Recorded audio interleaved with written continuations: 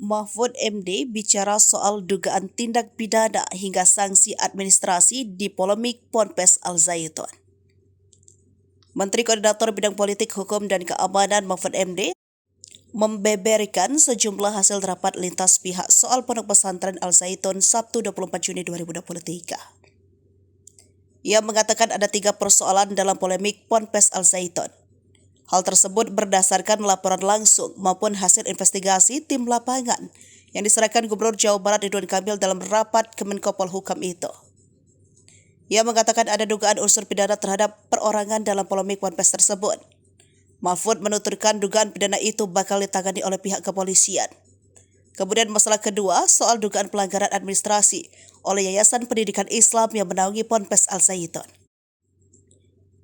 Persoalan ketiga, kata Mahfud, Ponpes Al Zaitun juga diduga telah menimbulkan masalah ketertiban sosial.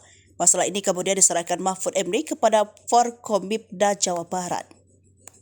Mahfud MD bicara soal dugaan tindak pidana hingga sanksi administrasi di polemik Ponpes Al Zaitun. Menteri Koordinator Bidang Politik, Hukum, dan Keamanan Mahfud MD membeberkan sejumlah hasil rapat lintas pihak soal Pondok Pesantren Al Zaitun Sabtu 24 Juni 2023. Ia mengatakan ada 3 persoalan dalam polemik Ponpes Al Zaitun.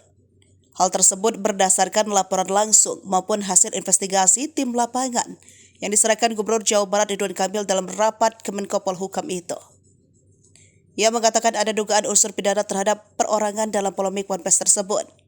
Mahfud menuturkan dugaan pidana itu bakal ditangani oleh pihak kepolisian. Kemudian masalah kedua soal dugaan pelanggaran administrasi oleh Yayasan Pendidikan Islam yang menaungi Ponpes Al Zaitun. Persoalan ketiga, kata Mahfud, Ponpes Al Zaitun juga diduga telah menimbulkan masalah ketertiban sosial.